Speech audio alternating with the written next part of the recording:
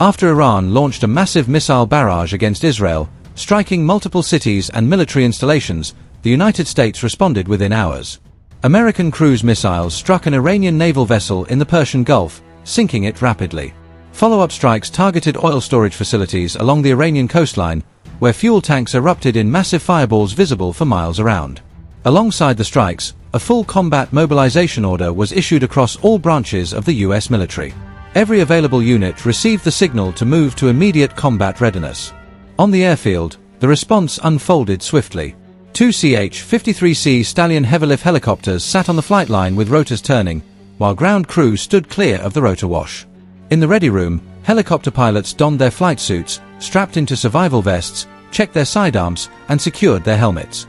Nearby, Marines assembled in two groups, one for each aircraft. They carried full combat loads, body armor, helmets, rifles, magazines, grenades, radios, water, and rations. On command, the first group boarded the lead CH-53 through the side personnel door.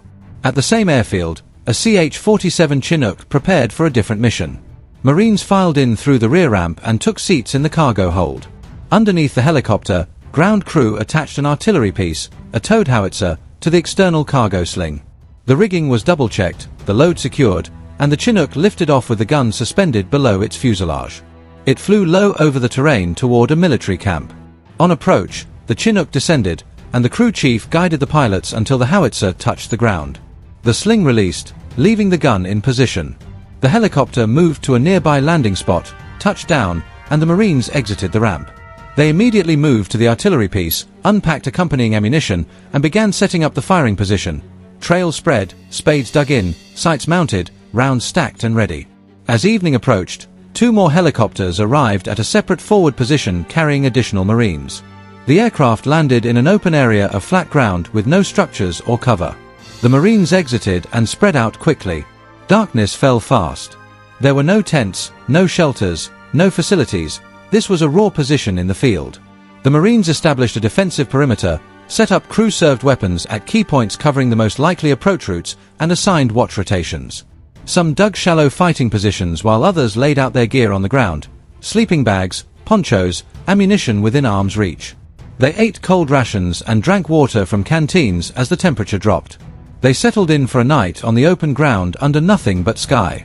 Through the night, helicopters conducted multiple supply runs to the position, arriving blacked out and using night vision to navigate. Each flight delivered more equipment, crates of ammunition offloaded, additional anti-tank weapons, mortar tubes and rounds, cases of radio batteries, medical supplies. On one later flight, lightweight tactical buggies rolled off the rear ramp of a Chinook. The vehicles were driven to concealed positions under camouflage netting. Communications specialists set up satellite antennas and established contact with the command post. By sunrise, the position had transformed from an empty patch of ground into a functioning forward operating base, equipped with vehicles, weapons, supplies, and communications, still fairly humble. At first light, the Marines began moving out from the camp. They split into squads and headed toward assigned sectors. The first task was reconnaissance. Teams advanced slowly and deliberately through the terrain, observing the landscape, identifying natural cover, marking ridgelines and dead ground that could conceal enemy movement. They mapped fields of fire and potential ambush positions, recording and reporting everything back to the command element. Sniper teams moved to elevated positions overlooking the surrounding area. They unpacked their rifles, set up bipods, and laid out equipment, spotting scopes, rangefinders, wind meters, logbooks. One man behind the rifle, one behind the spotting scope. They conducted methodical observation, scanning sector by sector, noting distances to landmarks, identifying potential targets, and logging any movement observed. Infantry squads ran through combat drills. They practiced bounding movement across open ground.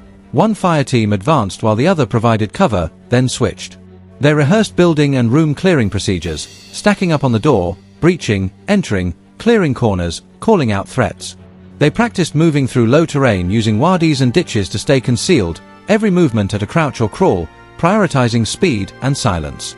Squad leaders observed each run, corrected mistakes, and ordered repeats until every man moved without hesitation, without noise, and without unnecessary exposure. Fire teams practiced immediate action drills for contact from the front, flank, or ambush. They rehearsed casualty evacuation, dragging a wounded man to cover while maintaining return fire. Machine gun teams set up their weapons, identified primary and alternate firing positions, and practiced displacing between them under simulated pressure. Once the training exercises concluded, the Marines pulled back to the camp. Weapons were cleaned, equipment checked, positions maintained. They waited for the real order, knowing that when the combat alert sounded, they would already know exactly what to do.